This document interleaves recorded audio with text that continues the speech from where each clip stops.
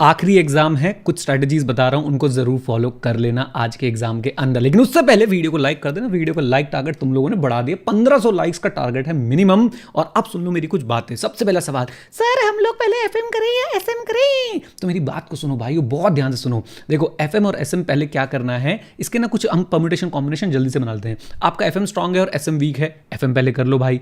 आपका FM week है और एसएम स्ट्रांग है तो भाई एसएम पहले कर लो, कोई टेंशन की बात नहीं। सर मेरे तो दोनों ही स्ट्रांग हैं। अगर भाई आपके दोनों ही स्ट्रांग हैं तो मैं आपको सजेस्ट करूंगा कि आप पहले एफएम के लिए जाएं। एफएम में न्यूमेरिकल क्वेश्चंस में 100% मार्क्स मिलने के बहुत ज्यादा चांसेस होते हैं, राइट। अच्छा जी, देखो एक एसएम का टीचर आपको बोल रहा है एफएम पहले कर लो, ये होता है कि भाई अनबायस्ड ओपिनियन देना। नहीं तो हर एसएम का टीचर पता पहले क्या बोले, पहले एसएम करना, एसएम करना। मैं आपको सच बता रहा हूं, देखो हमारा ऑब्जेक्टिव क्या है, मार्क्स स्कोर करना। अब अति दुखी आत्मा डाउट नंबर 1, सर हमारे तो दोनों ही वीक हैं। आपसे मैं नेक्स्ट अटेम्प्ट में बात करने वाला हूं। दुष्ट पापी नलायक, कुछ भी स्टार्ट करो, लेकिन भाई सबसे पहले जो है वो स्टार्ट करो जो आपको स्ट्रांग फील करवाता है, जो आपको मार्क्स दिलवाता है, ठीक है। आई होप ये सिचुएशन बिल्कुल क्लियर है।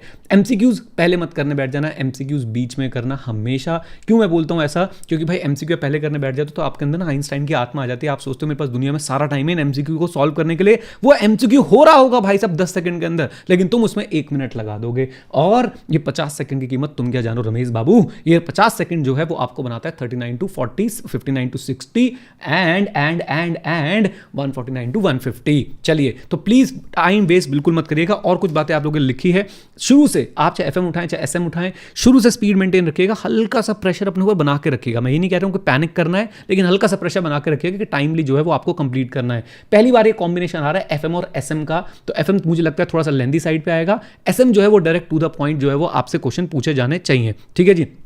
जैसा मैंने आपको ऑडिट में बताया था, आप अगर एसएम का कोई क्वेश्चन आपको दिख जाए, जब आपके पास रीडिंग टाइम होगा, आप उसे रीड कर रहे होंगे, तो उसके कुछ कुछ पॉइंटर्स आप लोग माहौल को देखते हो वहां पर लिख लेना। मुझे ये मत बोलना कि मास्टर आपने बोला था हमारा पेपर छीन लिएगा, ये हो गया वो हो गया फलाना हो गया। आप खुद थोड़े से समझदार हो, प्रोफेशनल जजमेंट नाम की एक चीज होती है, ट्रेनिंग नॉलेज एंड एक्सपीरियंस लगा के जो है आप लोग वहां पर अपने पॉइंटर्स लिख सकते हैं, उसको आगे यूज कर सकते हैं।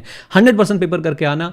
एसएम में अगर आप लोगों को ये घबराहट हो रही है, कुछ याद नहीं हो रहा, तो आप लोग ऑडिट का पेपर दे के आए हो भाई, आपको पता है ना, anything greater than zero is greater than zero, है ना। तो आप लोगों को ये बात पता होनी चाहिए कि भाई एग्जाम में चीजें बन जाएंगी, कोई टेंशन की बात नहीं है। अच्छा जी, एक बात आपसे और मैं कहना चाहता हूं एसएम के लिए स्पेसिफिकली, जब आपसे कोई क्वेश्चन पूछा जाए तो भाई आप लोगों ने क्या करना है, आप लोगों ने जो है वो पॉइंट्स में आंसर नहीं करने बैठ जाना। Point number 1, point number 2, point number 3, point number 4, ये पॉइंट्स तभी यूज करें जब आपसे एडवांटेजेस पूछी गई हैं, डिसएडवांटेजेस पूछी गई हैं, ऐसी जगह पे जहां पे आईसीए के स्टडी मैट में पॉइंट है, जहां पे आप लोगों से ब्रीफली एक्सप्लेन करने को बोला जा रहा है, वहां पे 1 2 3 4 लिख के आए तो गड़बड़ हो जाती है। वहां पे पैरा पॉइंट्स लिखने हैं, यानी पॉइंट्स लिखने हैं पैराग्राफ के फॉर्मेट में, और सामने वाले को पता नहीं चलना चाहिए कि तुम रट क्या है। फॉर एग्जांपल प्रोएक्टिव और रिएक्टिव वाला जो टॉपिक है, अब भाई उसमें आप लोग 1 2 3 4 करके लिख के आगे तो गड़बड़ हो जाएगी, ठीक है। उम्मीद करता हूं यहां तक की बातें आप लोगों को क्लियर है। यहां तक अगर आप पहुंचे तो मुबारक हो। आप वैसे ही चुनिंदा लोगों में से याद रखना, यहां तक सिर्फ 20% लोग ही पहुंचे और रिजल्ट भी 20% ही आता है, ओके। तो ये सारी बातें थी जो मुझे आप लोगों को बतानी थी। केस बेस्ड क्वेश्चन आ जाए एसएम में तो एक ब्रह्मास्त्र जरूर दूंगा आप लोगों को।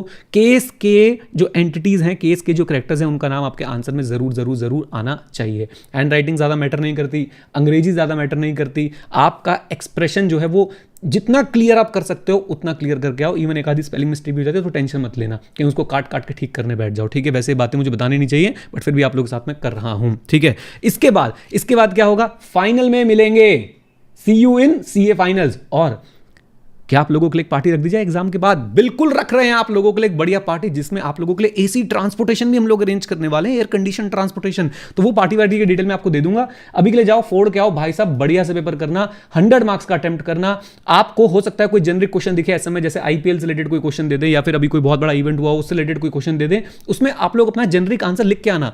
1 मिनट लगाना, सोचना, हल्के हल्के से पॉइंटर्स बना लेना और फिर अपने आंसर को लिख देना। ऐसे लिखना मत शुरू कर देना डायरेक्टली, 1 मिनट लगा के सोच के स्ट्रक्चर बना लेना कि क्या लिखने वाला हूं मैं, राइट। फॉर एग्जांपल आईपीएल जो चल रहा है उसका कौन कौन सी इंडस्ट्री पे पॉजिटिव इंपैक्ट आ सकता है, कौन कौन से बिजनेसेस पे नेगेटिव इंपैक्ट आ सकता है, तो ये बातें आप लोग लिख के आ जाएगा जेनरिक मोड में। फॉर एग्जांपल आईपीएल का मैंने एक पॉजिटिव इंपैक्ट देखा रेस्टोरेंट पे, भाई से बड़ी बड़ी स्क्रीनें लग जाती है, लोग बाग वहां बैठ के भाई साहब ये जीतेगा वो जीतेगा, राइट। तो इस तरीके से आंसर आप लोग बना के लिख के आ सकते हैं। उम्मीद करता हूं कि आप लोग अब तैयार हैं अपने एग्जाम्स के लिए। उम्मीद करता हूं कि आप लोग फोड़ के आने वाले हैं बहुत बढ़िया तरीके से। आपको नहीं पता कि मैं कितना एक्साइटेड हूं, तुमसे ज्यादा एक्साइटेड हूं मैं, ठीक है।